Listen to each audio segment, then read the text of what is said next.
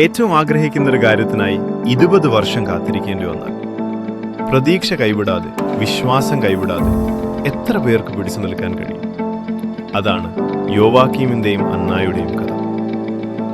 ഗലീലയിലെ ഒരു ചെറിയ പട്ടണത്തിൽ ജീവിച്ചിരുന്ന ഈ ദമ്പതികൾക്ക് പരസ്പരം ആഴമായ സ്നേഹവും ദൈവത്തിൽ ശക്തമായ വിശ്വാസവും ഉണ്ടായിരുന്നു. പക്ഷേ ഒരു കുറവ് മാത്രം, അവർക്ക് മക്കളില്ലായിരുന്നു. ആ കാലഘട്ടത്തിൽ അതൊരു വലിയ അപമാനമായിരുന്നു. ദൈവം ഇവരെ മറന്നു എന്നുവരെ ആളുകൾ പറഞ്ഞു. എന്നിട്ടും യോവാക്കീം തളർന്നില്ല. അദ്ദേഹം 40 ദിവസം മരുഭൂമിയിലേക്ക് പോയി തനിച്ച് പ്രാർത്ഥിച്ചു. പരാതിപ്പെടാനല്ല, മറിച്ച് ദൈവത്തിൽ പൂർണ്ണമായി വിശ്വസിക്കാം. അതേസമയം അന്നയും വീട്ടിൽ പ്രാർത്ഥനയോടെ കാത്തിരുന്നു.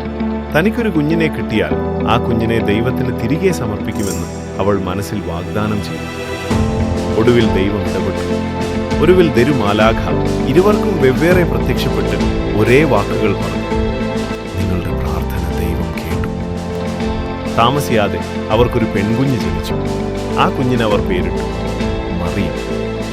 വർഷങ്ങൾക്ക് ശേഷം ആ മറിയം തന്നെയാണ് യേശുവിൻ്റെ അമ്മയാകാൻ ദൈവത്തോട് ആമേൻ എന്ന് പറഞ്ഞു. എന്നാൽ ഇത് ഓർക്കണം, മറിയം ആ ആമേൻ പറയുന്നതിന് മുൻപ് അവളുടെ മാതാപിതാക്കൾ വേറൊരു ആമേൻ പറഞ്ഞു. കാത്തിരിക്കാൻ, തളരാതിരിക്കാൻ, വിശ്വസിച്ചുകൊണ്ടേയിരിക്കാൻ. അതുകൊണ്ട് ഇന്ന് യോവാക്കീമിന്റെയും അന്നായുടെയും തിരുനാൾ ദിവസം ഇതോർക്കണം. ചിലപ്പോൾ ഏറ്റവും വലിയ വിശ്വാസം അത്ഭുതത്തിലല്ല, മറിച്ച് അത് വരുന്നതുവരെ കാത്തിരിക്കാനുള്ള ദൈവവിശ്വാസത്തിലാണ്.